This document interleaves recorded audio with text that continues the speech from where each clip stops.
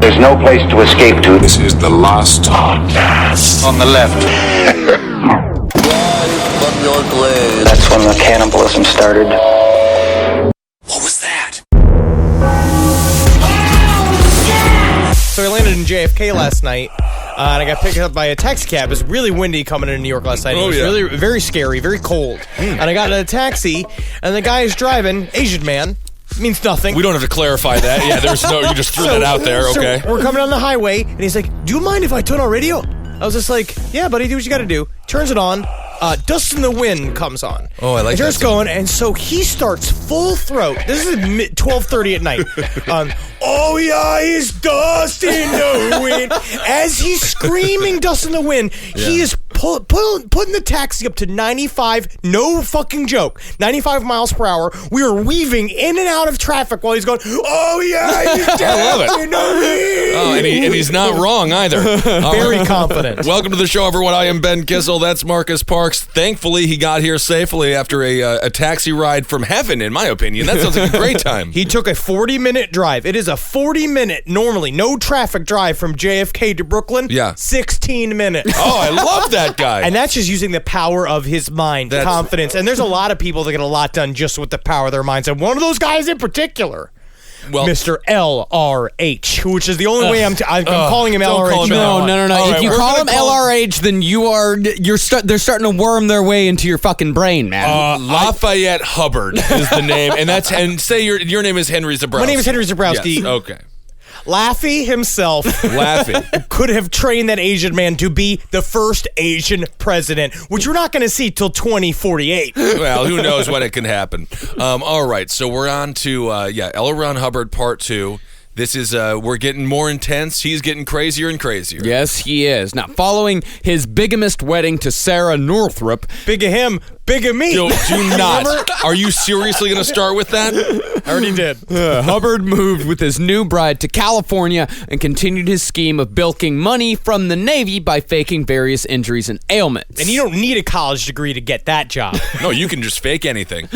But the debasement he had put himself through in order to carry out this scam, plus the shame of a less than stellar naval career, combined with the disintegration of his first marriage, had put him in a bit of a low place. When you say less than stellar naval career, you are talking about him wasting a huge amount of ammunition on a magnetic deposit, yes. Yes. He is less than stellar. And also almost starting a war with Mexico, yes. Less than stellar. They don't care. I don't know if that's true.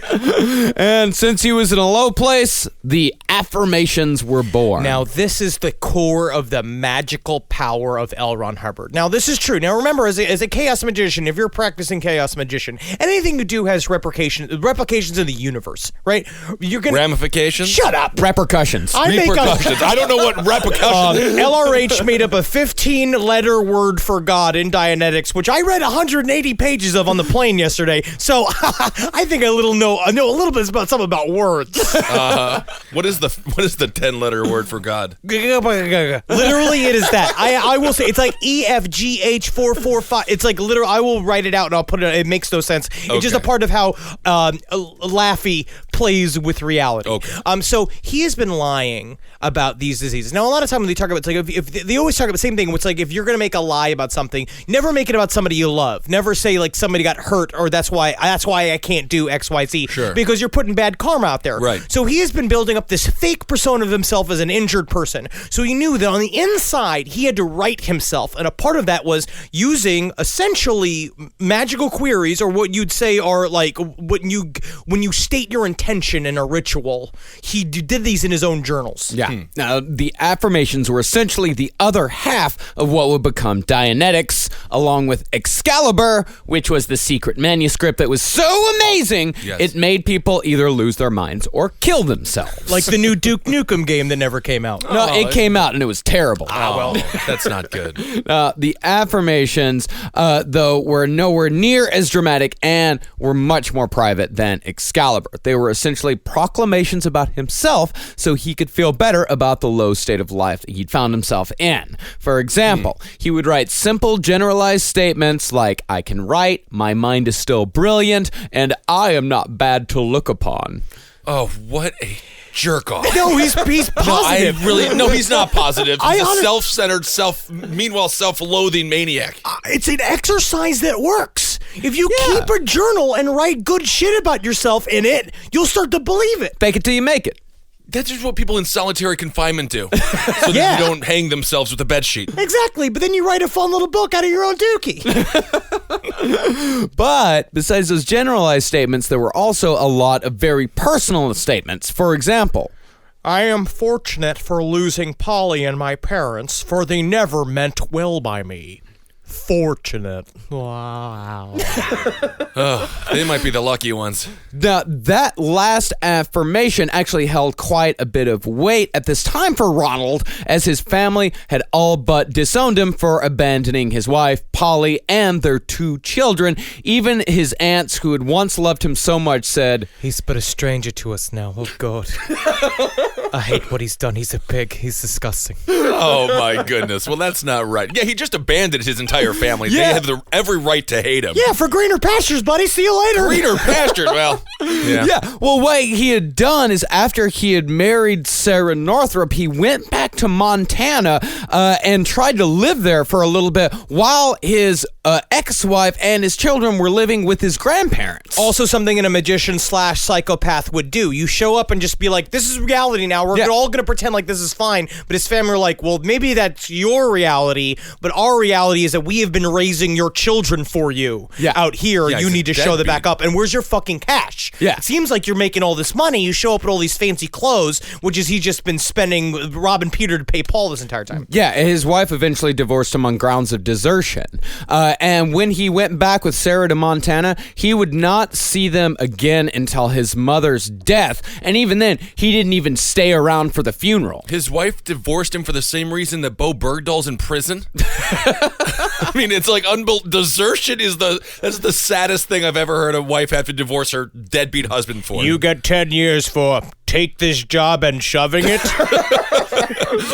Let's bring some Schaefer into this. Why not? So the affirmations were set out in courses. Course 1 included the aforementioned statements, as well as more bizarre things like, My magical work is powerful and effective.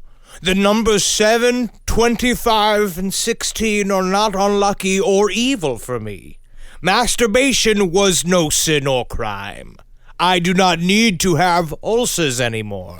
Get the guy out of Scientology, get him off of your walls and things like that. Just put him in the corner playing scratch-offs in the bar. That's who he is. But also, That's all that this is. But think about this. That means these are things that he are starting to believe. Yeah. I think that he was he's very sick. But he obviously was having trepidations about the numbers 7, 25, and 16. And he's jerking off quite a bit. a lot. And I'm guilty of it. Well, we're all guilty of that. That's fine. Yeah, there are these little small delusions that he I has. don't need to have ulcers anymore. I don't need it. You're just going to kick him to the curb. That's right. The ulcers line brings us right into course 2, which dealt with his imaginary health problems as well as his, let's say, unhealthy attitudes towards sex. Concerning his health, he had believed in his non-existent injuries so heavily that he was essentially having to deprogram himself from them. After faking a foot injury, he wrote, The injury is no longer needed. All is well. You have perfect and lovely feet. So he pulled kind of a Kevin Spacey from Usual Suspects or something. Yeah, something like that. Also, he doesn't have... I can guarantee you, I've never seen a picture of him without shoes on. Yeah. But he does not have lovely feet. No, I can guarantee you he doesn't. Another affirmation said, Your stomach trouble you use as an excuse to keep the Navy from punishing you. You are free of the Navy. I think you can fake good stomach trouble, though. You think so? Yeah, I mean, sometimes I you get do super it. nervous and I'm just like, oh, and I get all knotted up. All you have to do is, you think I'm sick. I believe it. That's always a good trick, too. If you're ever on a bus and you want to sit alone on a bus, especially a Greyhound bus, always pretend like you're super, super sick. Yeah. Like sit there going, oh, God. Yeah. This devil's in my balls. Yeah, well, it's very difficult to be the picture of perfect health when on a bus. Yeah. Now, this is what he wrote about sex. You have no fear of what any woman may think of your bed conduct. Yeah. You know you're a master. You know they'll be thrilled. You can come many times without weariness. Many women are not capable of pleasure and sex, and anything adverse they say or do has no effect whatever upon your pleasure. I do gotta say, just given the physical look of L. Ron Hubbard, that makes that statement disgusting. But think about it: if Sting said that, that's just tantric sex. Well, yeah. No, absolutely not. Multiple orgasm. Oh no, tantric sex. You hold it for one big one. Yeah, you hold it for one big one. But it's about a but I'm just shared saying, tantric experience. It's two people snakes having orgasms together. Yeah, this is the opposite of tantric sex. Okay, it's the opposite of tantric sex. Either way, it's more disturbing because he's just such a dumpy little toad person. It's like more like it's bad if it came from L. Ron Hubbard. It would only be worse if it came from like Hulk Hogan. Oh well, the Hulkster can do anything to me. He also wrote, "You have no fear if they conceive. What if they do? You do not care. Pour it into them and let fate decide." Well, it doesn't matter how good you look in that one. That's just disgusting. Pour it into him. I don't need it, Jimmy Hat. I don't need no net for my sperm like the flying Wallendas down there. He was also utterly and completely obsessed with masturbation, which seems to be an almost universal preoccupation amongst cult leaders. I don't know why, but these guys are all obsessed with jerking off. You gotta get out. You gotta get it out. Gotta get it out. I guess so. Yes, but some guys, they get it out too much. Dave Berg got it out way, way too much. And what is it? Shoko Asahara didn't get it out enough. Well, that requires sort of a lack of self-control, doesn't it? I mean, one of the first things you learn is, not to touch yourself in public or do those things when you're a kid. Yeah. But like these guys just don't care. It'd just be different if you masturbated all the time and you didn't feel super guilty about it. But he obviously did. I feel like if you don't feel guilty about masturbating all the time, I don't think you should feel guilty about masturbating. But I'm saying that's the problem is the guilt. It's not the masturbating. Mm-hmm. Unless you're doing it on a bus. Well, yeah, but somebody with a stomachache because that's your thing. That's a crime. Yeah. Well, this is what he wrote about that. Masturbation does not injure or make you insane. Your parents were in error. Everyone masturbates. Look around you.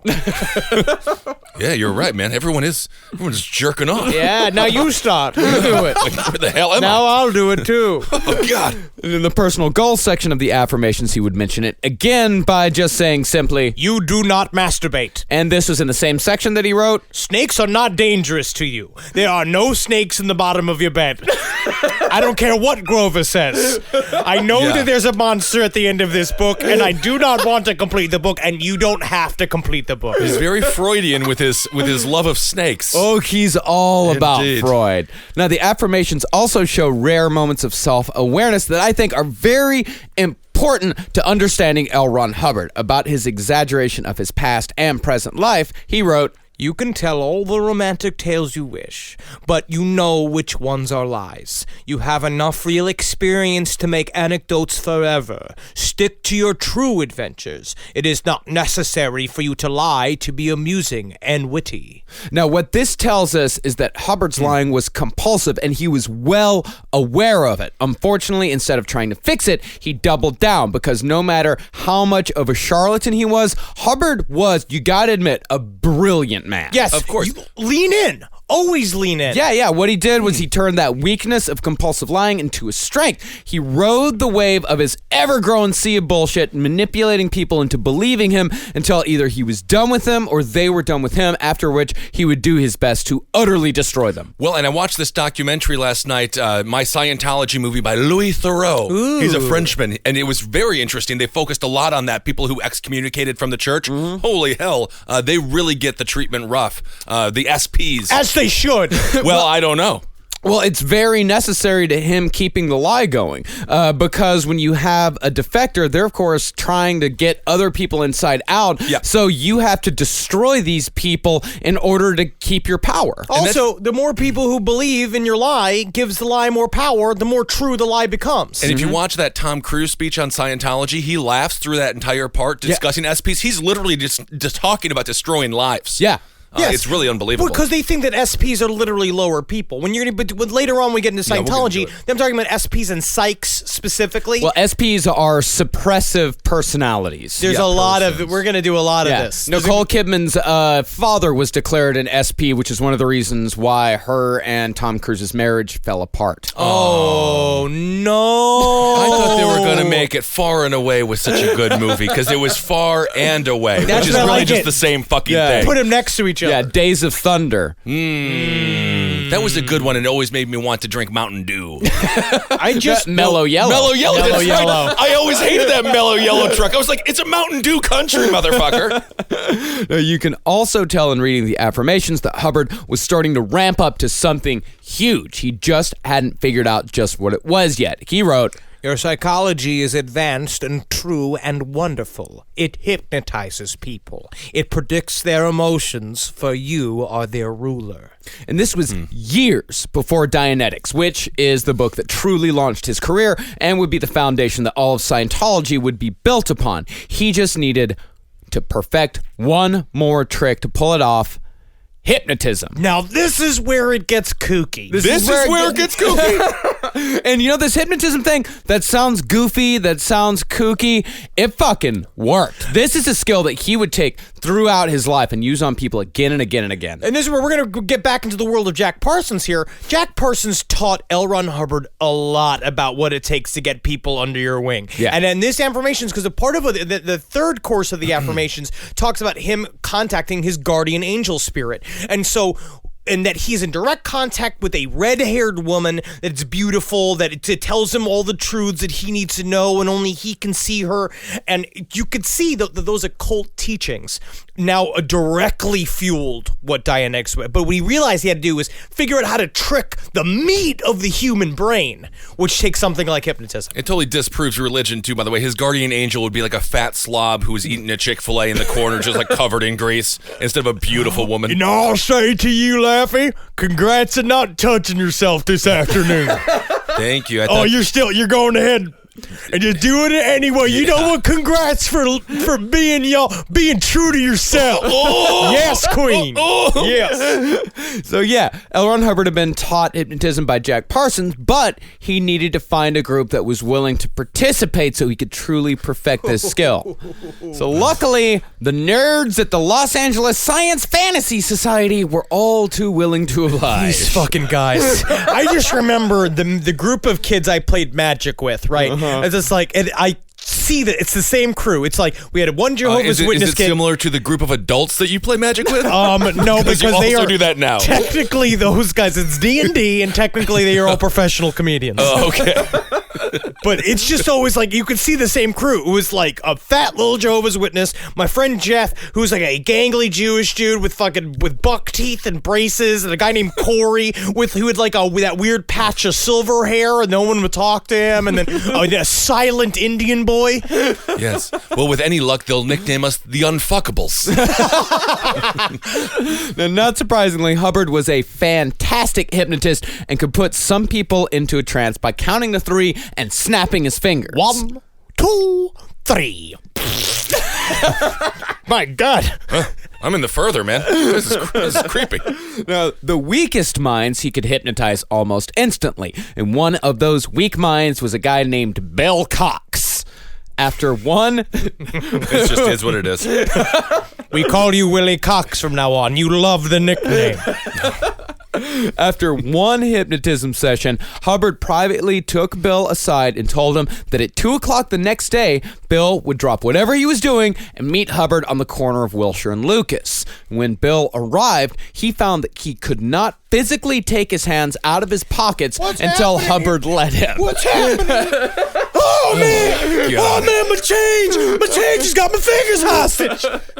He just wanted a friend so bad. Yeah. Now, after that, when Hubbard finally allowed him to remove his hands, Hubbard commanded him to grab a metal rail, which Hubbard made Bill believe was getting progressively hotter and hotter. Now, psychosomatic or not, the pain caused Bill to scream in fear until Hubbard laughed, patted him on the shoulder, and sent him home. What a Get day. out of here, Willie Cox. That won't be the only hot pole you touch in your life. Get out of here. I'm having fun with it. Good to see. What did you mean by that last statement? 1, 2, 3, you're a peanut. Oh, salty. Salty. It's very.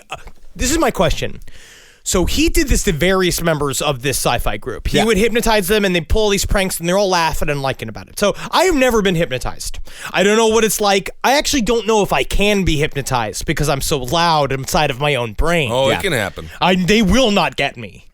Well, I mean, the closest thing I ever had to being hypnotized, we would go for these evangelical retreats, and the pastors do, they do spellbind you. Yeah, in a hypnotic way, and- kind of movement. Yeah, kinda Yeah, I mean, talking- speaking in tongues is an extremely hypnotic experience. Give Give it a GB, give it a bass, No, that's Charles Manson's scat, Marcus. I'm having fun. That's just fun to me. But and then I did get the pushover when they touch you on your head and you fall backwards. That did happen. Yeah. And you do kind of, I would argue it's more going with the flow than being hypnotized. But yes, so I do understand the power a little bit. But I wonder if that Elron has so much power in this group of nerds, and I love one of the best parts about groups of friends of nerdy guys like this is that they're very supportive. Yeah. And I almost wonder if they're all in on this game because they used to do this all the time. They would talk about when Elron would show up and he would tell them these fantastic stories. There would be like one guy who's like, so how old are you 184 years old?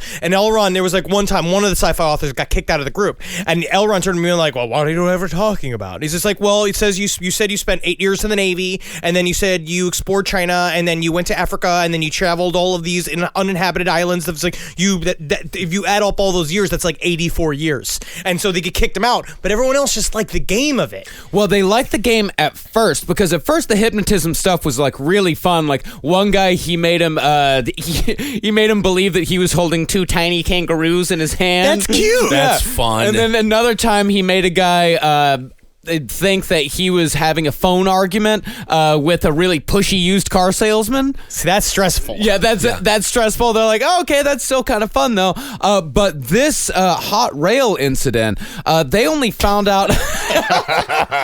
Hot rail incident. Oh, yeah. About it. That's right. Sounds like the porno Axl Rose is going to have to make to get any cash in 5 years.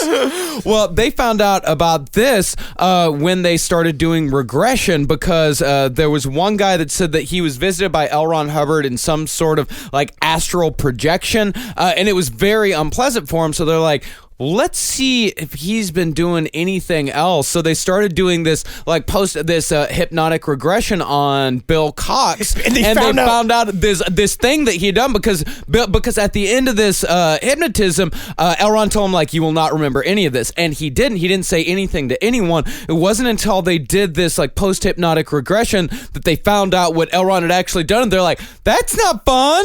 Yeah, it's kind of isn't fucked fun. up, And man. then they're all sitting in their and it's just kind of amazing. All these guys immediately, all the authors are like, what if he's been hypnotizing all of us and we don't know? Yeah. So then Elron just shows back up being like, hey boys, I see finger sandwiches, and they're all just like staring at him like he's the devil. And then but it also gives them a reverse power on them because now it's really interesting. Once you start that, and again, I think that L. Ron Hubbard did that on purpose. Yeah. Where he's like, now their whole reality is in doubt all the time. Yeah, and now he's even more powerful. Now he's like truly becoming like a powerful magician. In this small little world. Yeah, in this small little world, which eventually expands into the entire world. This is where it all begins. It all begins with the Los Angeles Fantasies Science Club. Yes. Unbelievable. And it led to Stuart Smalley. Interesting. He's good enough. He's smart enough. Yeah, that is Gosh true. That darn is it, what people it like is. him. Now he's a congressman or a senator, rather. In January of 1949, Hubbard announced in a magazine called Writers, Markets, and Methods that he was working on a book of psychology. He was working on it right alongside pulp sci-fi stories like Beyond the Black Nebula and Emperor of the Universe. These are great names. They're all. Listen to some of these names he did for westerns. Gun Boss of Tumbleweed. Awesome. And well, this one isn't as great. Johnny the Town Tamer. You're Naughty Town. You're Naughty Town, and I'm gonna teach y'all how to behave. You naughty, stinky little town. Give you a smack in your bottom, sweet little naughty town. Johnny the Town Tamer sounds so fun because the horses were bad. And Naughty. then he was just like, yo, you'll be a good horse. You're a naughty sheriff and a naughty dog. Oh my goodness. But those stories only paid a penny a word, nowhere near enough for Hubbard. In fact, he openly said this in a meeting of sci-fi writers. Writing for a penny a word is ridiculous. If a man really wanted to make $1 million, the best way to do it would be to start his own religion. Ooh, yes. He said it in a room full of people, and he said that again and again and again and again. Barefaced Messiah by Russell Miller, I found at least 4 examples when the people have remotely said it, because they're like, it's just so funny that he went on to do it, which is like, come on, guys, he gave you the thesis statement since he was like 20, 21 years old. I would love to see him on Shark Tank. Just looking for investors into his religious cult. Some people start a taco truck to make money, but he just went right to the religion. Yeah, well, when he was working on this book around this time, he wrote a letter to his publisher, his agent, or somebody like that. Forey Ackerman. Yeah, Forey Ackerman, and he was like, I haven't decided whether I'm going to destroy the Catholic Church or build a new one. He's like, you gotta stop it, LRH. You're making me laugh so hard I'm gonna So shit funny. my giant pants. Forey Ackerman had huge pants. Forey Ackerman's a favorite. He's a very famous presence in the world of sci-fi and horror. He was one of the first like super fans. He was a horror host, and it was a weird part of history and pop culture that he was L. Ron Hubbard's fucking book agent. Well, why were his pants so big? Was he a big guy or a small guy in big pants? He's just one of those like skinny guys, but looks real big because he wears big pants up to his nipples.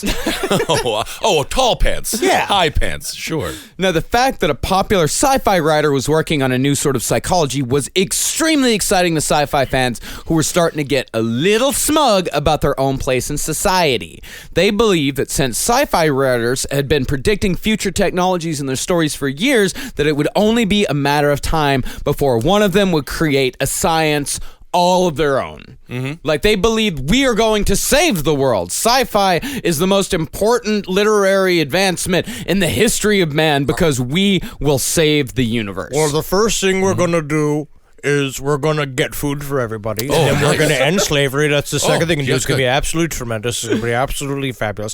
But the third thing that actually needs to come before all of that is that I'm writing this book about intergalactic space witches that run everything with their orgasm muscles. And the lead character, his dick is so strong, and he kind of looks like a fat little man with a beret on, not unlike myself. Yeah. And his dick could control the universe because just how thick he can come. Okay. So after we make Captain Cockpilot, then we get slavery. food for everyone. Then we get to food, and then we get to end suffering. Because I think we should feed the slaves first, right? But then make them not slaves anymore. Right. So, but you do want to write this first. Absolutely, it's got orbs in it. Okay. The psychology was perfect for this new science because you didn't need all that bothersome math or physics or anything like that in order to do it. And this right here was extremely important to the initial success of Dianetics. Not saying that he didn't include a couple equations in Dianetics, because he did, and they make no sense. Yeah, because he was also telling people that he was a fucking nuclear physicist. Yeah. And I think one person said that they read some of his papers on nuclear physics, and they said that it was like an undergrad student who half paid attention to one lecture and then tried to write a graduate thesis. That describes his life pretty perfectly. Yeah. Well, apparently to him, there's several stories that built up the nuclear physicist level, where it started with the idea for Dianetics came when he died on the operating table during an explosion when he was fighting in the theater of war of Japan. Yes. Which he did not do. No. But he said in the vision that he died and that he had died on the operating table. He went to heaven. He saw the tomes of all knowledge, started reading them, and then all of a sudden the hand of fate itself came and said, "It's not your time yet, Elrond," and threw him back into his body. And then that came from he was in the hospital for a long period of time. He said that while he was convalescing in the hospital, he would go read nuclear physicist textbooks and psychology textbooks, and like basically prison educated himself while in the hospital. And then the next one is, I was a nuclear scientist. Yeah, it's like that caller you had on your radio show the other day that said that he went to the University of YouTube. University of YouTube, and he broke down the intelligence of the races. Working at Fox Fox News Radio, you get some really interesting conservative opinions. Yeah, YouTube University, self-educated in every way, just like L. Ron Hubbard. Now, these sci-fi fans wanted to believe so bad that one of their own was going to create something that would truly change the world. And as far as they were concerned, Hubbard was the perfect guy to do it. He was an explorer, a war hero, a daredevil pilot. He had the look. He had the cock. Yeah. I guess so. He was everything they wanted to be while still being one of them at the same time. You know what I mean? Like I know what you're saying. Yeah, Yeah. I mean, he was able, like we were talking about with his wealthy grandfather, but Yeah. his working class dad. This was like Linsanity. Linsanity, but for the LA sci-fi community. Jeremy Lin. You're bringing in Linsanity? That was like 5 years ago. No, it still is. I think it's in Houston now. It went out of New York. I think Jeremy Lin still has the #1 jersey sales, by the way. Really? Yeah, because people in China they buy him up. Huh? They love Yeah, it. they love it because also they fashion homes out of them. That's not true. Linsanity.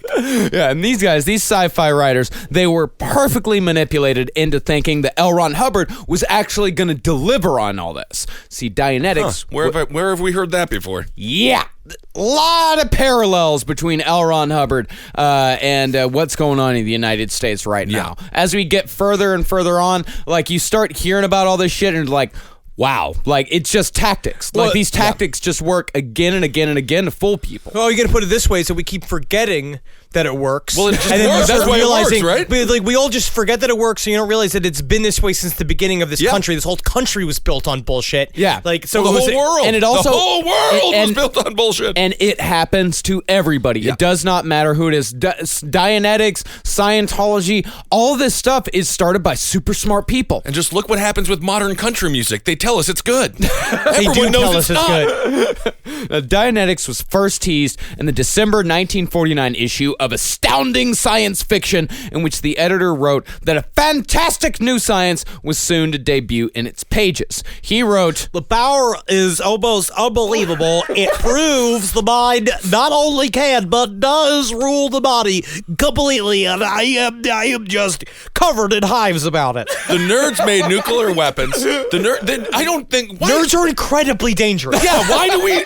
Because he's also, nerds are great, and they're sweet, and they're enthusiastic. I don't know. I mean, what do jocks really do other than certain things that are atrocious? Rape. But for the most part, but that is okay. What Jocks rape way more All than right, nerds no, rape. we don't know. There's no evidence about the chess clubs. I don't need evidence. Donald Trump and L. Ron Hubbard said I don't need evidence. Oh well, it doesn't.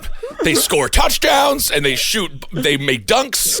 no, in April, the hype got even bigger. The editor wrote that this new technique of psychotherapy would cure insanity, which was contagious, by the way, not hereditary. Yeah, you fucking idiots. Oh, I didn't realize we that. we better wear those weird Chinese face masks around Marcus. Just a surgical mask. Not the engrams. And also, the techniques could also give a man a perfect memory and a higher IQ. It would also not just alleviate, but completely cure all of the most common nerd diseases like ulcers, sinusitis, and asthma. Which is interesting because they're all stuff that L. Ron suffered from. Yeah. And the same team, because he said that he was blind in the hospital, one of the main stories that came out, and that he had used the principles of Dianetics to heal himself. So he said it was eye problems, feet and limb problems, because he said he had problems with his foot, and he said he had problems with his ulcers. And he said using Dianetics, he fixed all that in his body because it's all in the mind. The power of positive thinking. Exactly. And since nerds demand evidence, it had also been tested. It was claimed that over 250 people have been cured using this new technique. That's the sound of quotation marks. Cured. Yeah. Now, one of those people was a man named John Campbell, one of Hubbard's earliest followers. Campbell was a man of science and appreciated Hubbard's so-called scientific approach to the mind. Because he needed a scientist to help verify everything he was talking about. He at least needed a guy on the payroll that he could attach to the book. So he called up this guy being like, I think I could fix your problems with my mind. And again, these scientists are not very impressive people.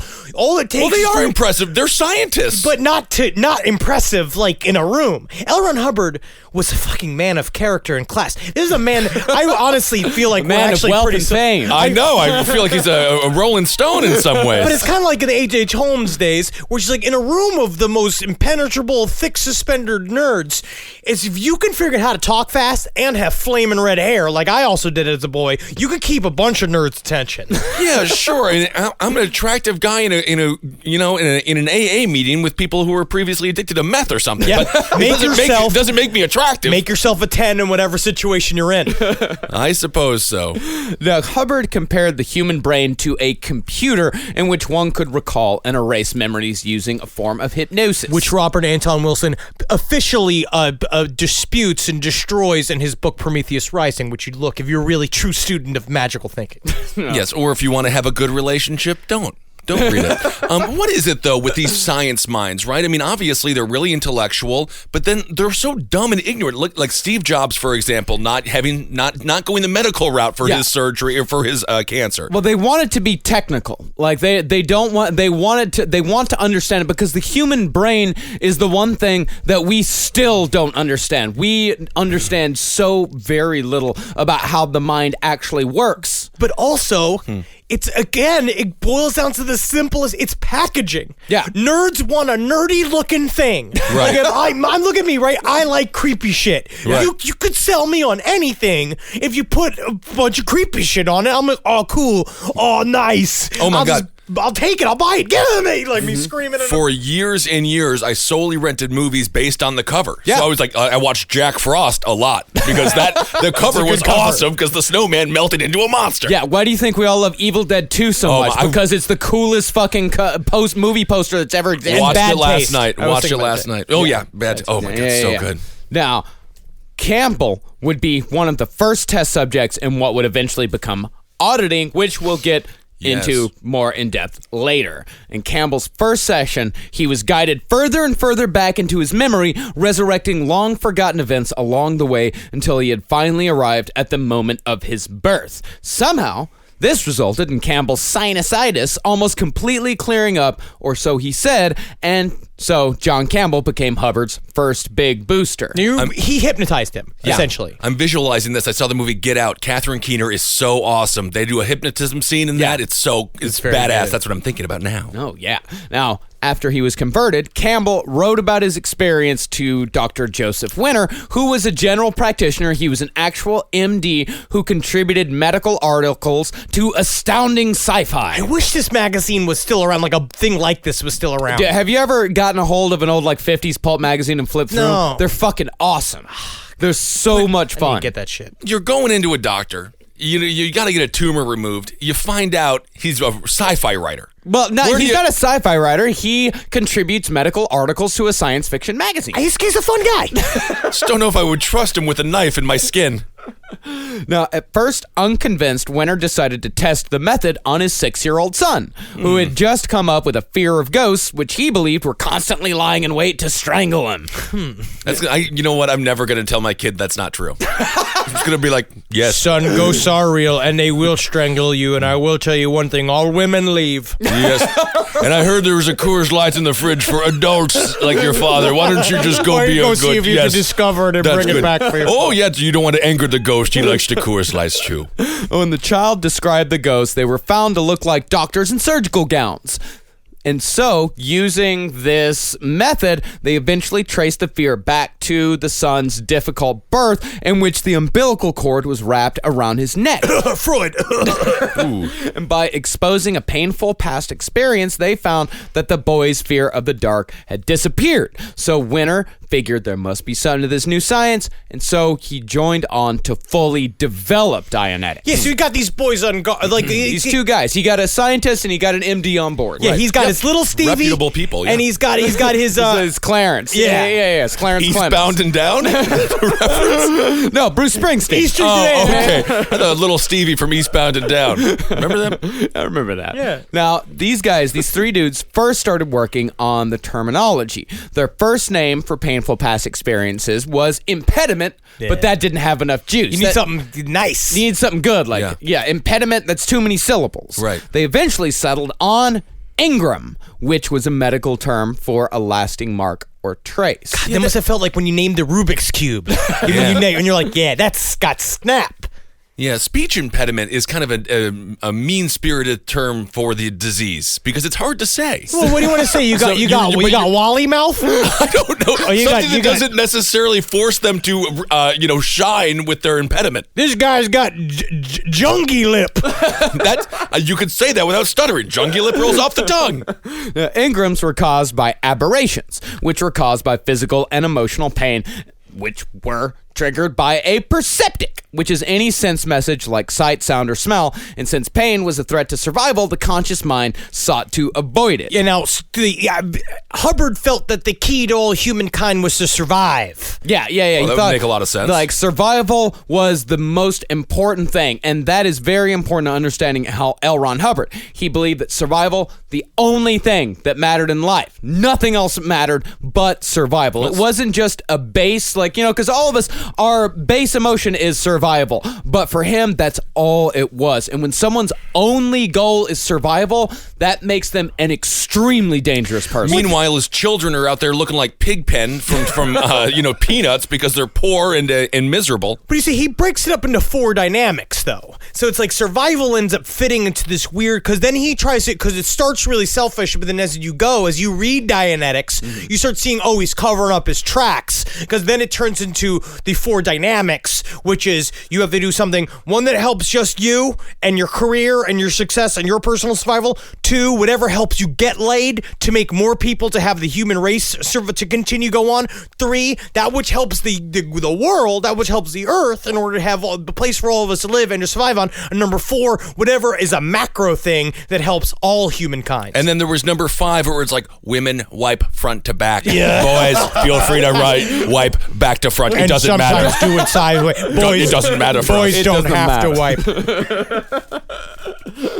So these engrams would be filed away in what the 3 men dubbed the reactive mind, which was the unconscious side of the mind, where they caused all sorts of problems for people. And they said the engrams could only build up in your body if you're unconscious or dead, which possibly means that we live multiple lives, right? This idea that you collect engrams onto your life track. I mean, that really, the life track and the engrams and the past lives and the multiple lives and all that, that's really, when he gets into Scientology, that's when that shit really starts getting hammered. Ramping it up. He starts ramping it up and, in fact, makes it a central tenet of the religion. Well, that's why you have to sign the billion-year contract. Yep, the billion-year contract. Love that kind of job security.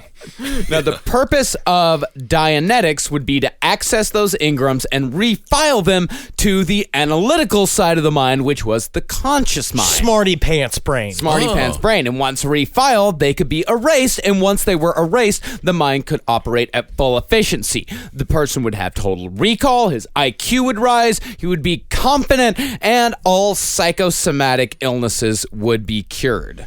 Yes, and he would become what is now known, which is the famous term, clear. Yeah. And that is the ultimate goal of Dianetics, is to become clear, which means you have no more engrams. Engrams? You could jump higher, your sight, and he said... Yeah, but you can't actually jump higher. You just think that you're jumping higher, but then everyone just sees you like...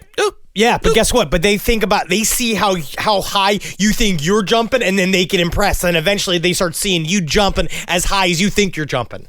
I don't. Is that what happened with Spud Webb? I don't know. Now, of course, to come up with all this, Hubbard, Winter, and Campbell had to have a singular obsession with the subject. This obsession led to Campbell's divorce, whose wife cited Dianetics as, quote, the last straw. Oh my God, hilarious. God, just hanging out with L. Ron Hubbard all day. You're just going to go hang out with this screaming maniac all day, writing, and he's just like, I'm on the verge of a breakthrough. Yeah. I gotta say, usually when wives hate their husband's friends, they're right. Usually. Sometimes not, but usually. Yeah.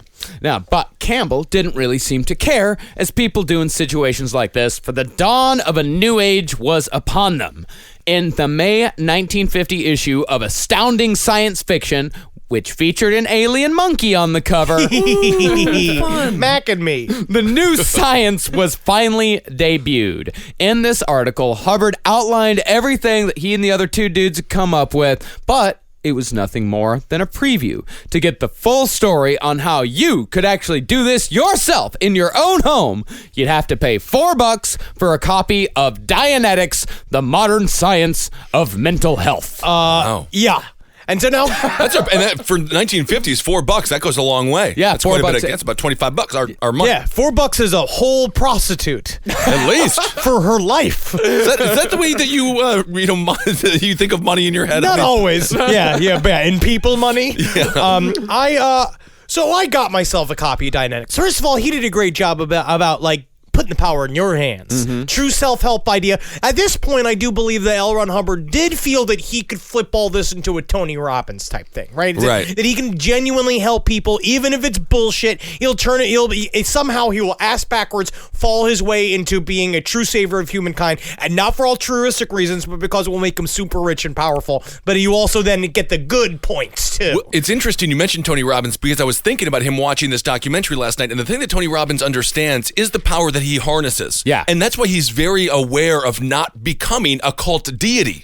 But he gave it all away. He did. He's And- giving it all away. L. Ron Hubbard's keeping everything for himself. Yeah, because he's an egomaniac. I mean, obviously, I'm sure Tony Robbins has some egomaniac traits too, but at least he's aware. Yes. Yeah, he's aware. No, Tony Robbins is fine. I like him. Yeah. He's 6'7". Good guy. He is a big He is. man. He's my size exactly. I read 186 pages of Dianetics, and it is thick and dumb. It is terrible. It is an awful book. And I got Right. so it got to the point where I literally started looking up. I was just like, all right, there's got to be like a cliff notes of this. And so I found a blog called The Dianetic Journey, and it was this woman that was like open to the very beginning. She was just like, I wanted to get into Dianetics because I was trying to figure out a new way to think about the world and think about all this stuff. And it's her going through literally the same journey that I'm going through, going, that's kind of interesting.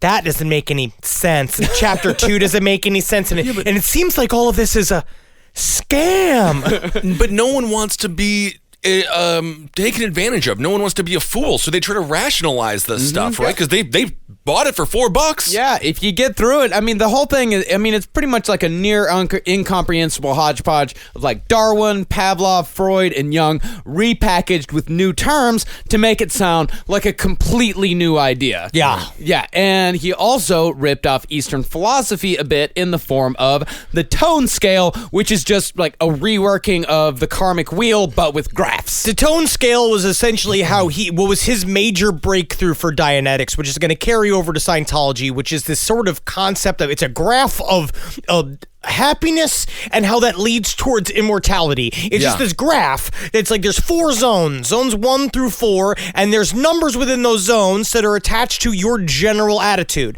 And the farther you go up the scale, like a 0 is called total apathy, and that means that you are dead, which means that essentially your mood is connected straight to your survival rate. So as you go up the tone scale, by getting rid of engrams, you slowly go up towards completely happy in zone 4, which brings you as close to immortality as possible. But zone 0 gives us nirvana. Zone 4 gives us Devo.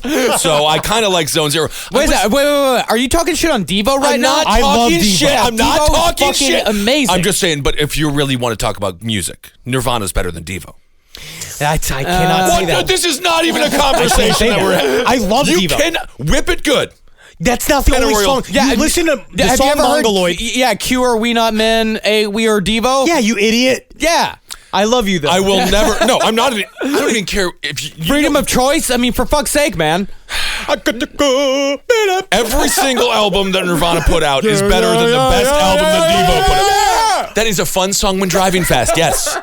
But when actually contemplating life, I'm not even going to argue this with you. I'm going to call you Nimrods. But no, I did have this. Question. When it comes to Scientology, is Dianetics the Bible of Scientology? It is the or is egg. it more? No, it's layer 1. It's different, right? No, it's a different thing. It's the foundation, but it's not the Bible. That's what I was Not gonna- really. Yeah. What we're going We'll to get get into to it. is that Dianetics fixes the body. Scientology fixes the soul. Yeah.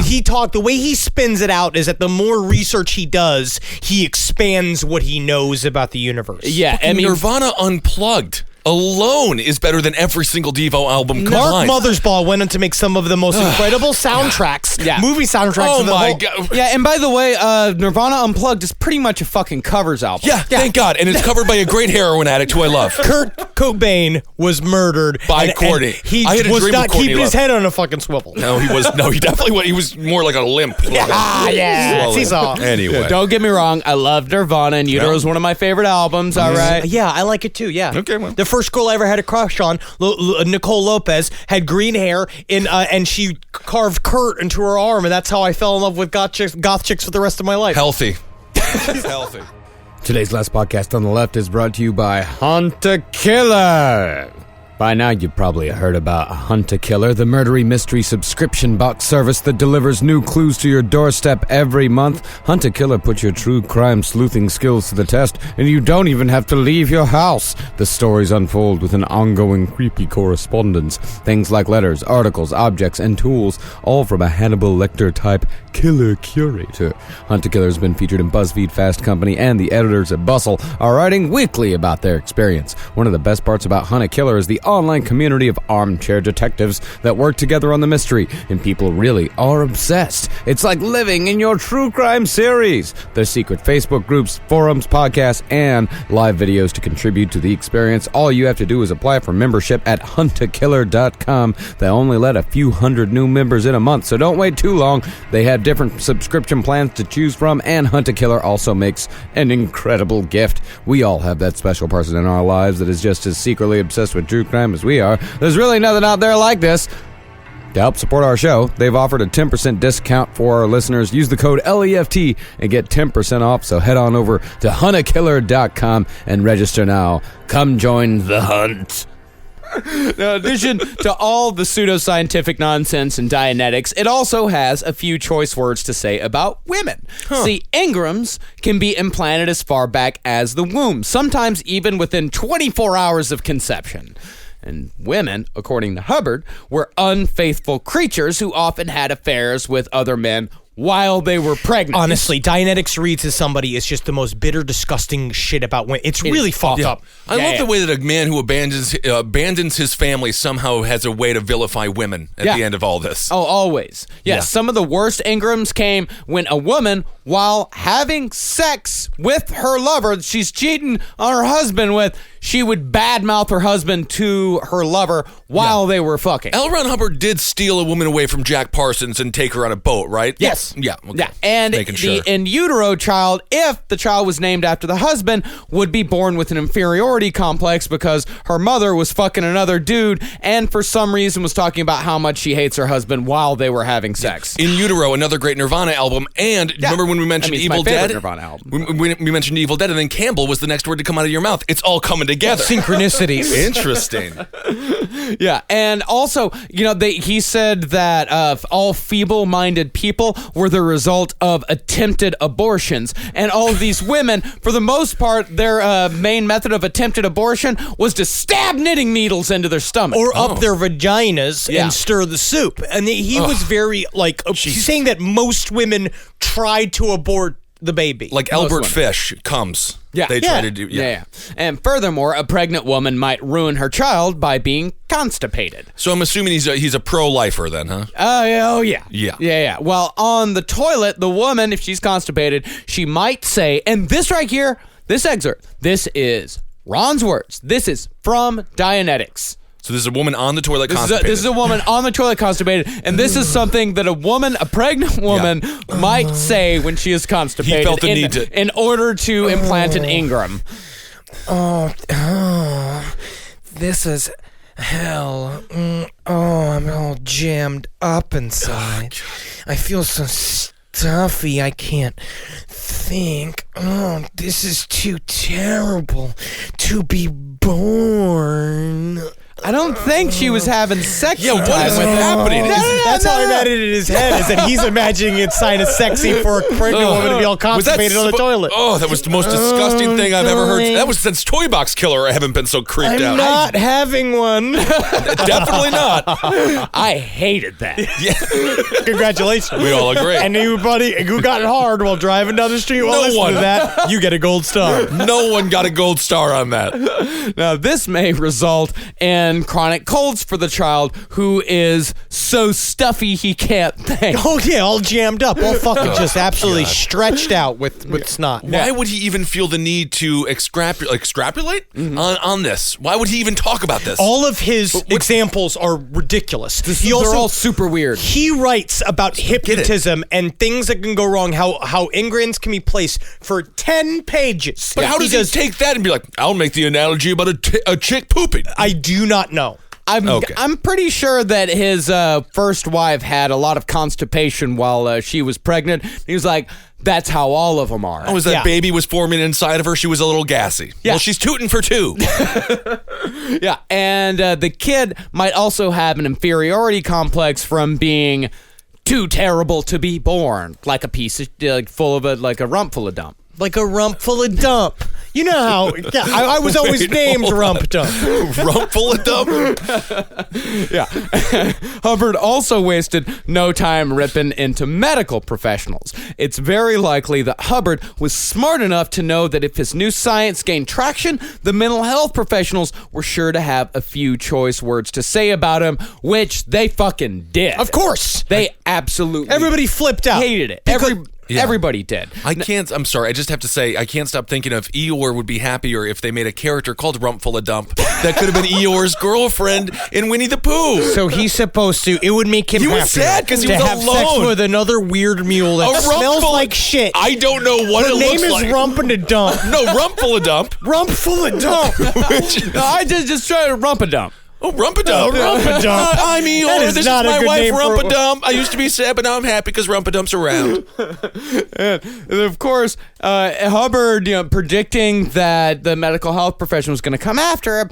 That's why he issued a preemptive strike accusing mental health professionals of either making their patients worse just so they could scam money from them, or by being guilty of zombifying every patient they could get their hands on, just for the fun of it. And that would become a core tenet of Scientology still to this day. Mental health professionals are just out to get you. Antidepressants and any sort of medication is evil and only creates more Ingrams, and all medical professionals are the devil. Again, example being Nicole Kidman's father. The reason why he was an SP was because he was one of the most famous psychiatrists in all of Australia. And they would call them psychs. And again, it started with doctors, and then eventually the lore turned into they were the embodiment of demons that were billions of years old. Yeah. Now, the third part of the book was the actual practice of Dianetics. In order to go from being pre-clear, which is chock full of Ingrams, to being clear, which is no Ingrams, one had to go through the process of auditing.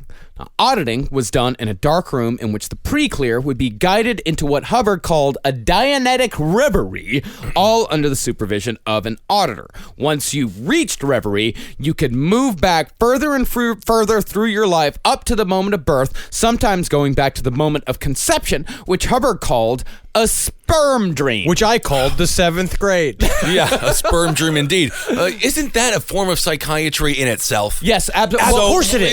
That's what he's saying, is that he's saying this is a new form of psychotherapy. And Right. I mean, It's do it yourself. It's do it yourself. It's do it with a buddy. Is that your buddy can be your auditor. Yeah. And also anybody can train to be an auditor, because after this comes out, it starts off with anybody can be an auditor, and then it turns into give me $500 and I'll teach you how to be an auditor. And it's oh my god, yeah, they have another example in that documentary I saw with an actor who wanted to. He saw an ad in Backstage magazine. He ended up spending $50,000 in 3 years on these dumb, stupid ass books. But that's another thing that a lot of cults do, the holistic route. Like my parents, we didn't have medicine. We had an aloe vera plant for 3 years. Oh, that no matter what you were sick with, you was like suck on the plant, and that was supposed Suck to work. on the plant. Well, it wasn't like that, Henry. Suck on do the not plant. Your taint my grandpappy likes childhood. to watch you do suck on not the taint plant. childhood memories with your version of it.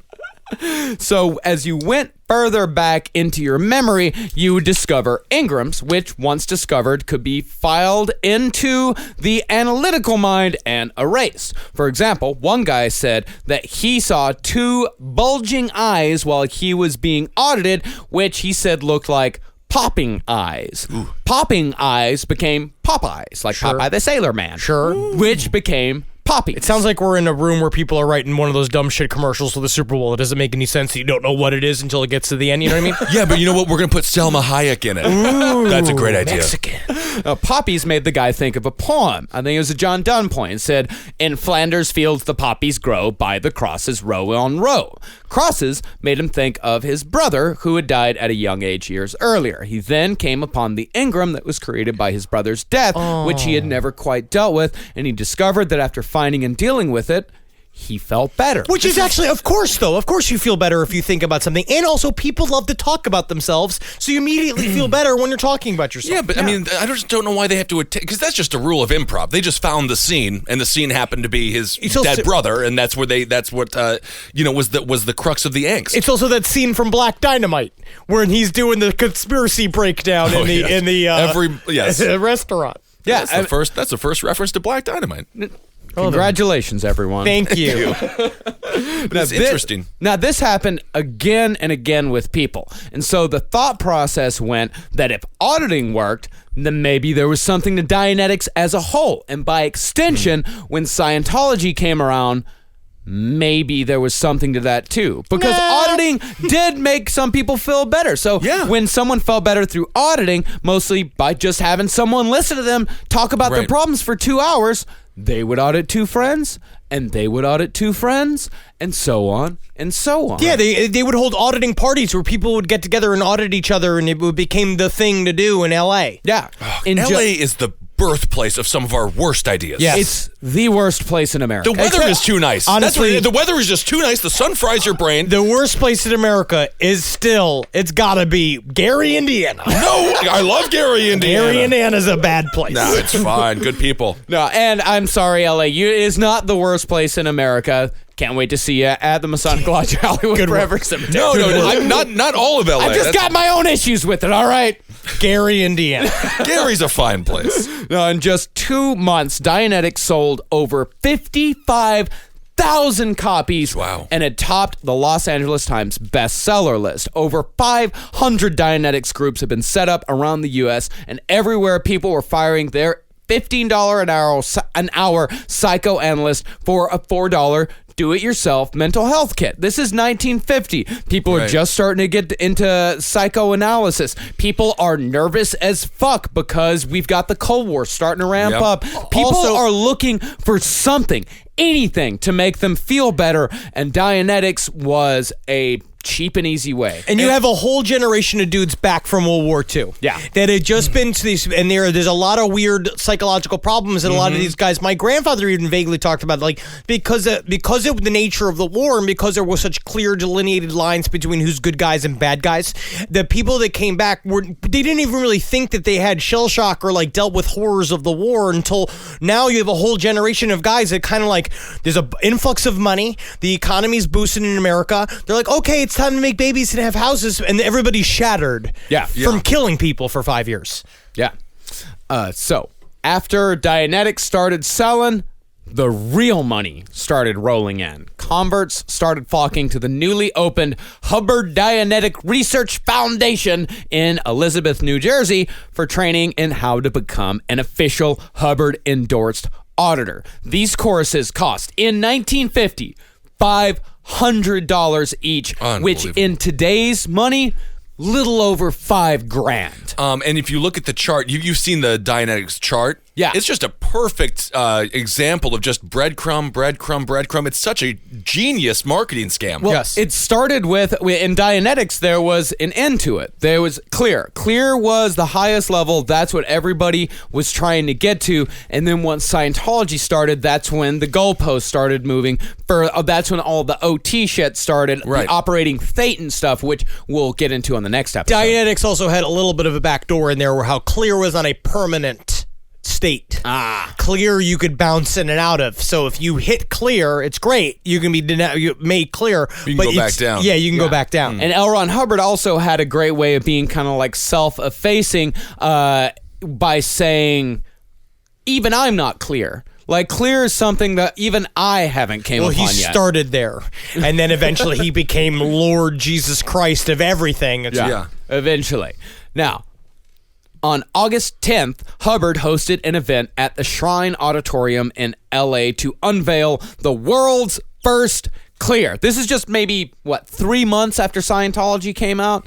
Her name was Sonia, and Hubbard was going to demonstrate to an audience of about 6,000 people just what they could hope to accomplish if only they were to buy Dianetics and see it through to the end. So Sonia came on stage and said that Dianetics had cleared her sinuses and had cured her, quote, strange and embarrassing allergy to pain, although I don't really know what the fuck a strange and embarrassing allergy to pain actually is. Is that the one thing that I experienced in the emergency room when the guy was cauterizing my thumb and I was bellowing like I was having an earth-shattering orgasm? Is that what it is? I don't know why you would ejaculate during that experience. No, but I was just screaming. yeah, but that's not an allergy to pain. That's just pain. Yeah, that's just pain. I don't know what an allergy to pain is. It's all horseshit. Yeah, because, the audience thought it was horseshit too. They were underwhelmed. They were showing up expecting to see the next stage of human evolution, and instead it was just a woman named Sonia going like, my sinuses are clear. Right. Like, Aren't you happy? it could just be like a fucking My Pillow commercial.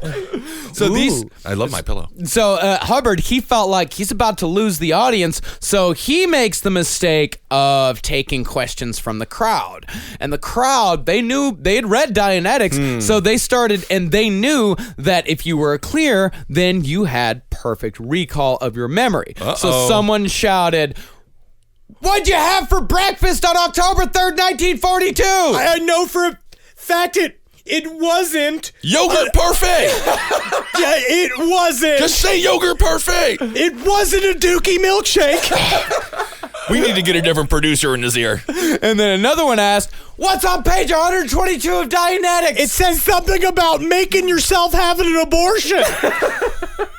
And then when Hubbard turned his back to her, one smartass yelled, quick, what color tie's Hubbard wearing? Something to do with abortion. What in the world? And she had no answer to any of this. She completely and totally froze. And Hubbard... Wow, shocking. Hubbard, he tried to recover. The only thing he could come up with was that when he called her out on stage, she became frozen in present time, and it had blocked her total recall. Genius, Elron. We're good cover. Yeah, and so she needed to become clear again. I see. So she's going to pay another $50,000 to do that. Yeah. It reminds me when Rush Limbaugh had that short-lived television show and they had to escort the audience out because he got booed off stage. Do you remember that?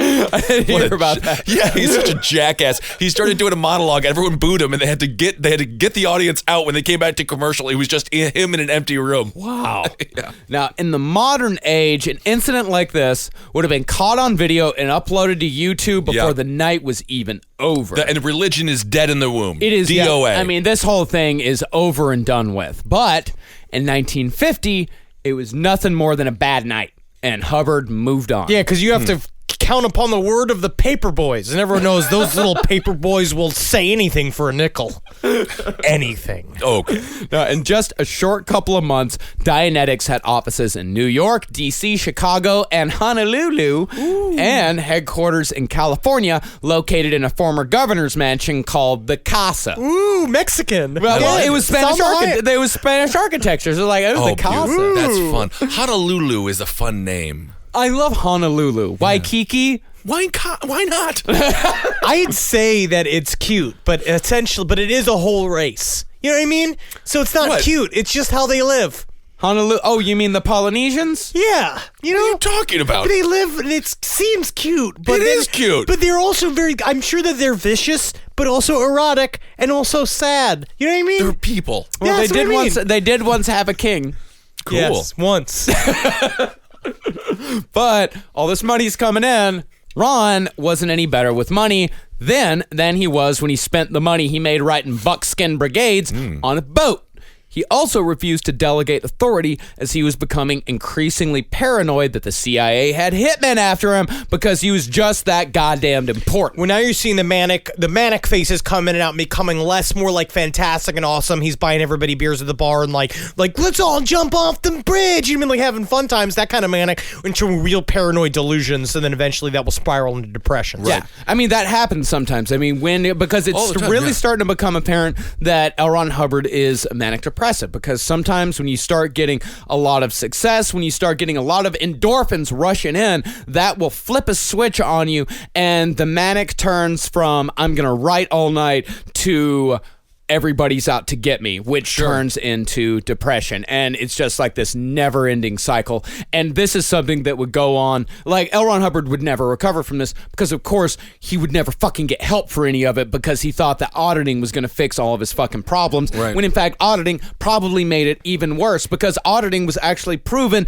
to drive people literally insane. It would drive people to the nut house. But also, it's him believing his own lies. Yeah. And also, I feel like even at this point, he doesn't yet fully believe his own lies. Yeah. He does sort of know that he's supposed to say auditing will fix all my problems because he's telling everybody the auditing will fix all your problems, but the auditing is not fixing his problems. Yeah. You'll find out later that he kept the auditing records, that he kept every one of them. There's like tons of them, literally tons in weight of his auditing records that all show that he learned nothing. And during that process, they were at this point, were they holding the truth sticks or whatever? The e-meter had not showed up. Not yet. Okay.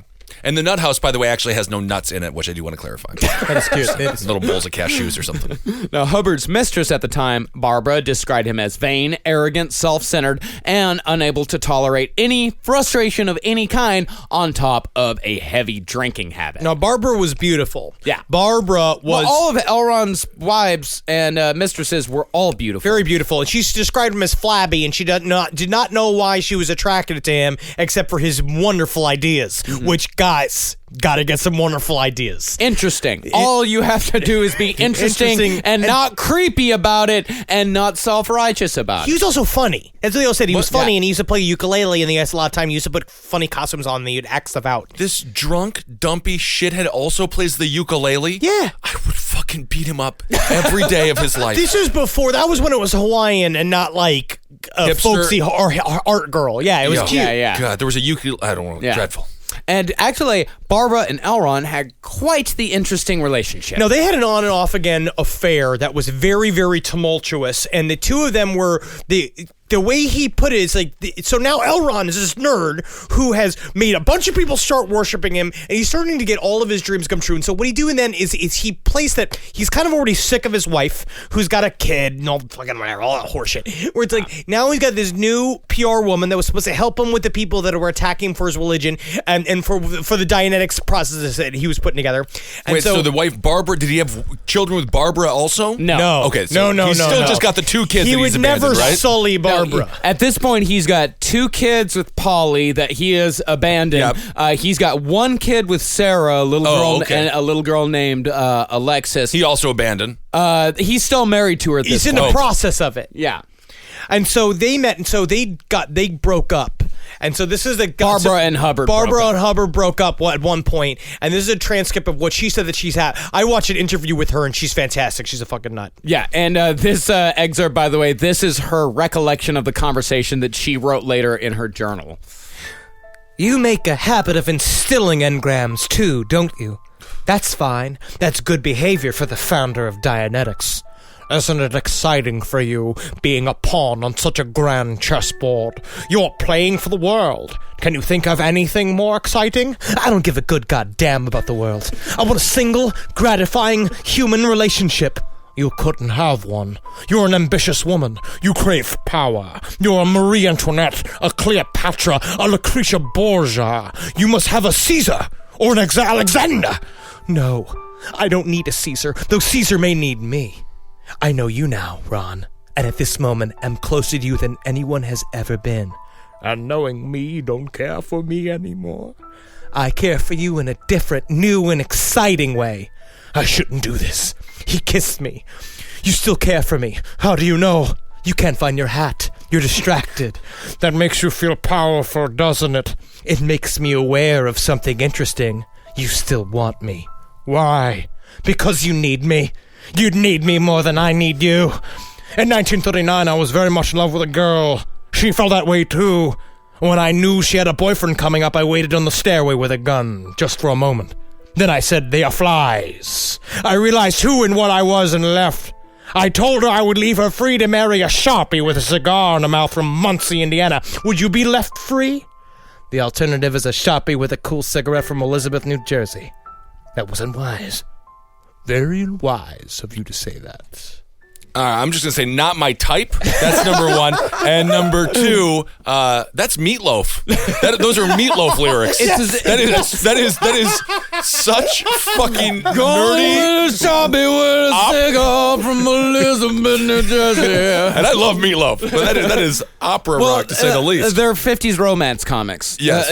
That's what all this is. It's very romantic. It's very over the top. And that, kind of shows you how Barbara thought about the relationship. Well, it validated her to be a part of it as much as it validated Ron to have a beautiful woman as his wife. Yeah. They're just living two different realities. How don't they see what their lives are like? Because in their minds, they're princesses and kings, but in reality, they're just like pathetic morons. Kissel. What? The reality is what they think, and then it's slowly. Well, the reality is when I'm looking at them on sweatpants. Tired of this. Look at it, though. The reality is me looking at them in sweatpants on a bus, staring at each other, pretending like they're wearing crowns. If it didn't turn into a gigantic, multi-billion-dollar cult that was like that, I would say you were right and I was wrong. But they made it happen. They did.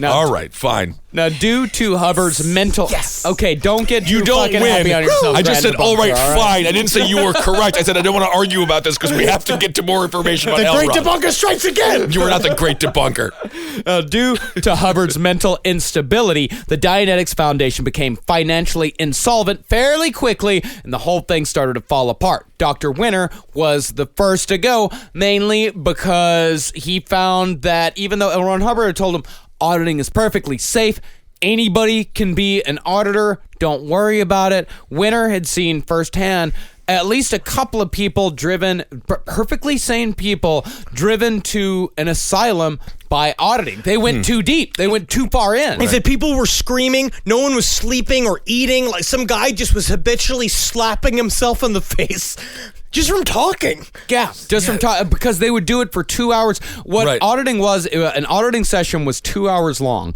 and you were supposed to have 10 hours or 10 sessions of auditing before you were supposed to feel the effects. So you've got 20 hours of just going further and further in your mind and being guided into places that are a lot of times not fucking real. I mean, these people sometimes would be guided into these delusions, and they would also be worried constantly about Ingrams. Is that causing me an Ingram? Is this causing me an Ingram? Oh my God, I can't get rid of my old Ingrams because I'm getting new Ingrams all the time, but I can't get rid of my old Ingrams until I take care of these new Ingrams, and it would drive people absolutely fucking insane. Meanwhile, their bank account is just going lower and lower and lower. Yeah, that's like me with t-shirts. I love t-shirts too. I get drunk and buy t-shirts online all the time. That's all I do. Yeah. It's a wonderful... And by the way, thank you to YYYS for sending us some wonderful t-shirts. Ooh, thank you so much. Also check out our new t-shirt at represent.com. That's a good little plug. It's a great shirt. Good plug. Great plug.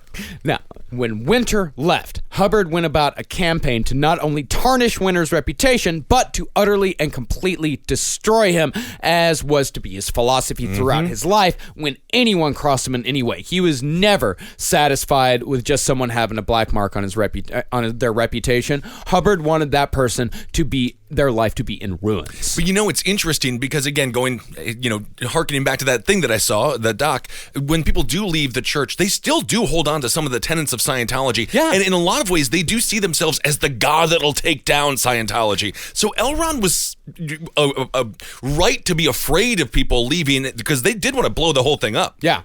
That is what, but that is what cults do. The difference between, in my head, a cult and a religion, we'll probably talk about this a lot, is that it's making little versions of the leader. Yeah.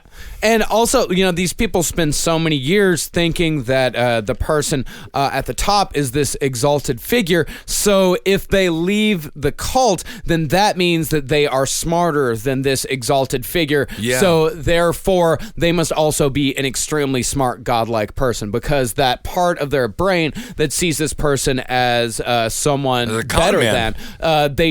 They then get that transferred to themselves.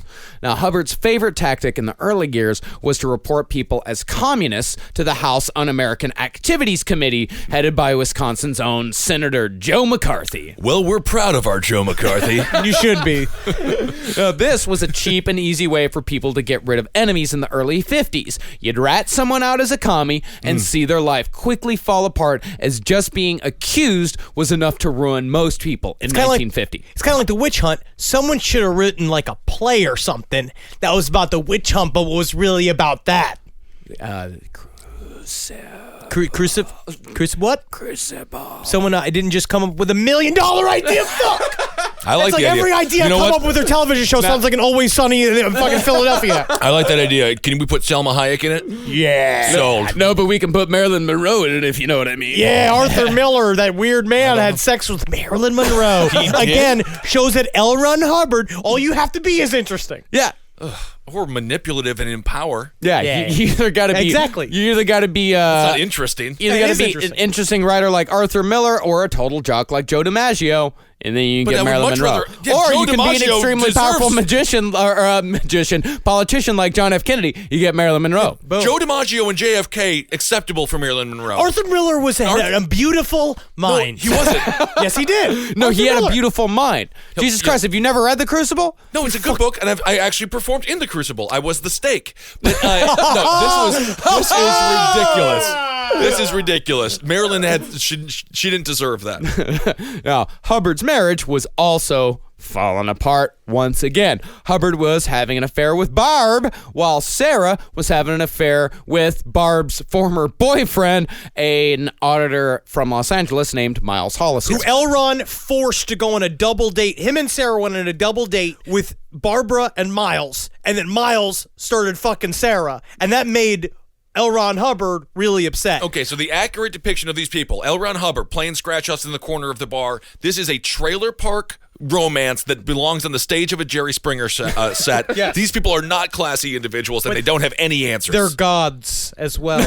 I can't imagine someone believing that. Now, the marriage between Hubbard and Sarah had been absolutely horrific. When Sarah was pregnant, Hubbard kicked her in the stomach several times to try to induce an abortion unsuccessfully. He once hit her so hard that he broke her eardrum. And he had done this exact same thing to Polly as well. I mean, this was just something that he had done throughout the years. Yeah, would you notice when you read Dianetics, it talks about all of it's very interesting because it talks about the engrams created when you beat a woman. Yeah, And when you it's say take that, take that, take Oh, that, wonderful. and so the child hears take that while in the womb, and so he becomes a thief.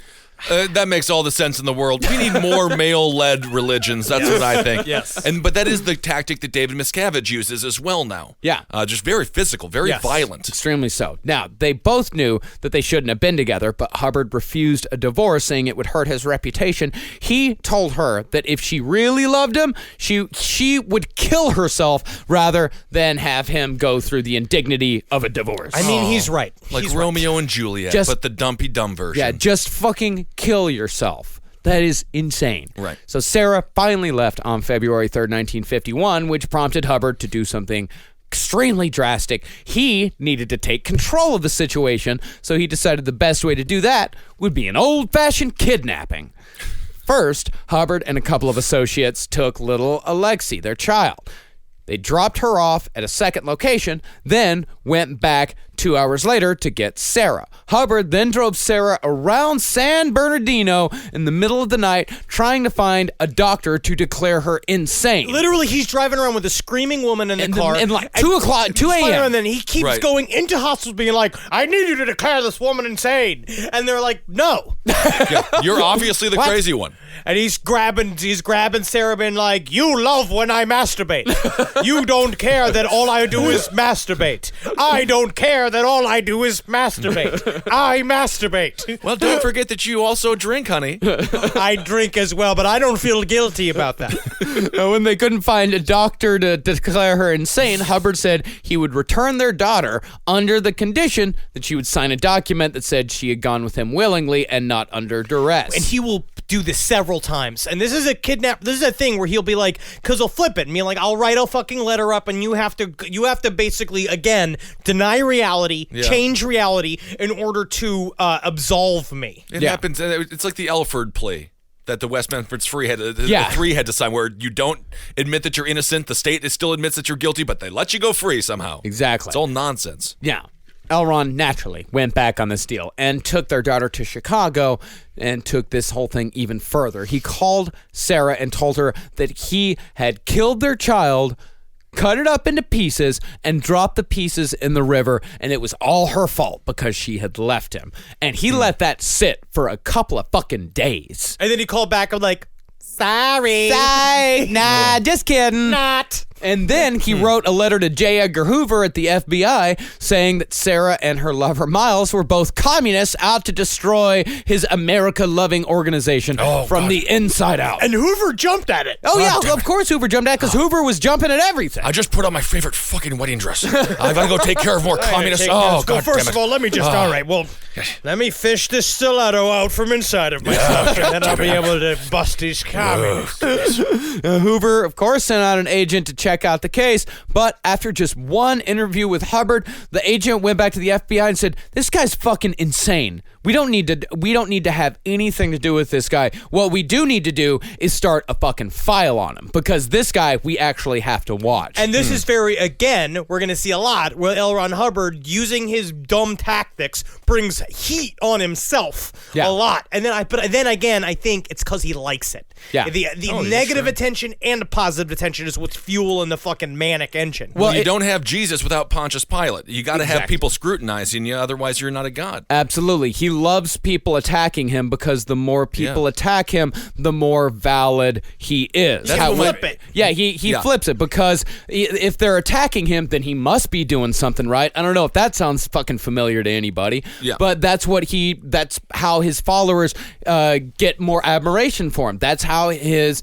organization gains strength, because if they're being attacked, then they must be doing something right. It's Cults 101, it's Religion 101, the God Hates Fags cult. That's all. The whole thing was predicated on them being protesting weddings or funerals of Marines, and then the people yelling at them to be like, that's proof. It's also in nowadays, and that's like I have friends that are like, I have Instagram friends that are like cyber goths. Like it's like the super intense like makeup, and they're all like in weird corsets. And then the one boyfriend is always selling this shirt that's like hated by some, trash talk by some. Was it hated by all, trash talk by some? Do I give a fuck? I'll tell you what, it's less than one. The funny irony is no one knows who you are and no one gives a shit what you do. But people like having haters. Yeah, people love it. It validates their lives. That's when, honestly, whenever I feel like, overwhelmed or something, I always just remember there's 6 billion people in this world. All of them care about themselves. No one cares what we do. Yeah. And it's actually a great liberator. Yeah, some people just want attention no matter what. And it's much more simple and easy to get negative attention than it is to get positive attention. It is ridiculously easy. Now, Sarah officially filed for divorce, and Hubbard got his first spate of truly bad press. This shit was awful because Sarah got a lawyer that loved publicity, knew how to work the press, so there were all these headlines that was like cult leader kidnaps tot and shit like that. And so Hubbard eventually granted Sarah the divorce under the condition that she write a letter saying how awesome he was and how none of this stuff in the press was true, and she would have to publish it. Of course, Hubbard wrote the letter and she signed it, and so the divorce was finalized. Ron then came back to the United States and settled in Wichita, Kansas under the financial care of a Mr. Don Purcell, Ron's very first super rich dupe who would give him the money he needed to keep going until he could start Scientology proper, which we'll get into on the next episode. If you are a billionaire, just please use your money for good. Wisely. Use Please, it wisely. God, don't prop up any... Be an Elon Musk. I say, I like Elon Musk. you don't even have to use it for good. Just use it for your own fun. Just don't use it for evil. I like Bill Gates, too. He does some good stuff. Just Bill buy Gates a does wonderful helicopter, things. zip around with it. I'd have a bunch of gold clothes. You know You what I want mean? gold clothes? Sure. Do you feel like that's not going to... You're 5'7", slow Polish man. Do you think that wearing gold clothes is going to make you a target? I would be carried. I would be carried by 5 MMA champions. Okay, well, maybe you're safe. There's this millionaire in Amarillo that I think is a lot like what you would be like, Henry, if you got rich. He he bought this field. He painted a whole bunch of gigantic boulders to look like billiard balls. Yep. And then he worked out equations where he would pay people to push the billiard balls across the field to play a huge game of billiards. That's That's incredible. And that's how the pyramids were built. Yeah, he would pay teenagers to drive around on the outskirts of golf courses and yell at golfers on megaphones. This is incredible. Yeah, and he went chaos maker. Just like literally be a wild card. Yeah, and he paid. He would pay people money to put up road signs in their front yard that would just have someone would just have like a big big picture of a cricket on it and say cricket crossing, and then others would say why not? And it's just, and there are hundreds of these all across Amarillo because he'd give people like $300. He's like, here's $300. Let me put a sign, and people have no say over what goes on in their yard. They sign a contract. That's so amazing. whatever they get, they're fucking stuck with. I'm going full the jerk if I get rich. We're gonna do this. I can see that. All right, so that's part 2, the L. Ron Hubbard series. Unbelievable work. Great job, everybody.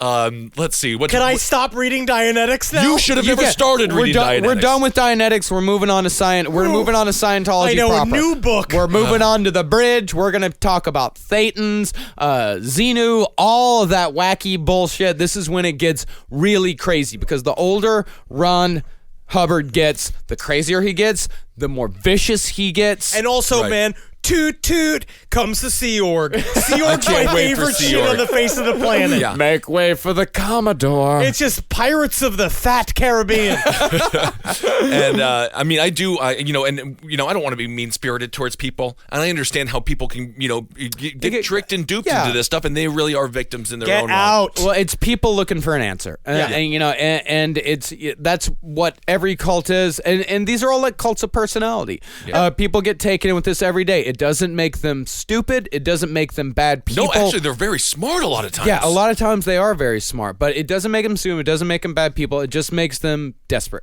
Yeah. Looking for an answer, any answer. Also, and some reason people get keyed in to these cults. They get keyed into these leaders, and they think, all right, this is it. This is the guy that's going to solve all of my problems. And a lot of times people make it the end-all, be-all. They were like, this guy is going to solve all my problems, or nobody Also, is. Scientology is Star Trek University. It's like, it's cool to be a part of the fantasy. If you want to live the fantasy and give in fully, it's like living D&D with your life. Yeah. As if you get to go and play with aliens and believe in all of this shit if you want to. But there's a real world that happens as well. So. Yes, there very much is. All right, well, let's see here, Marcus. What should we do now? Should we thank people for donating to the Patreon page? Thank you so much for donating to the Patreon. As always, patreon.com/lastpodcast on the left. If you want to give to our Patreon. Unfortunately, we can't do shout-outs this week because we're recording so much, so we haven't had time to really gather them up. But if you give just $1 to our Patreon, you get advance ticket sales on all of our shows. And thank you guys so much for everybody who has already bought tickets to our next spate of live shows. Go to cavecomedyradio.com/live. Of course, in Austin, we sold out the first show just on pre-sales alone. We had to open up a second show. So it is absolutely worth it just to pay $1 a month to get access to the pre-sale tickets. That's if you want to see us. That's if you want to see us. That's if you care about seeing us. If you don't care about seeing us, then I that's guess fine. we're all fucked. Everything's fucked. Yeah, so give us whatever you feel like we deserve, and if you don't feel like we deserve anything, that's totally fine too. We just appreciate you listening. That's right, and you can find Marcus Parks on Twitter at Marcus Parks. Henry loves you. Henry loves you on Twitter, and Dr. Fantasty on Instagram. Marcus Parks is Marcus for everything. I'm Ben Kissel on Twitter, and Ben Kissel1 on Instagram, and at LP on the left for all of our bullshit. Yeah, and go and follow me on Spotify. There it is, and also I'm doing a weekly. I'm reading creepypasta for the Patreon subscribers. So this week's episode or creepypasta was advice from a friend. But is that friend alive? You'll have to listen to find out. Interesting. All my dead friends are the smartest. Oh, yeah. Mm-hmm. Because you make them all agree with you. Yeah. Yeah. Because they don't have any more personalities, so they can't. Yeah. Hail Satan. Hail yourselves, everyone. Hail Geen. Mail me, Mugos Legends, fucking bitches. Mugos Delations.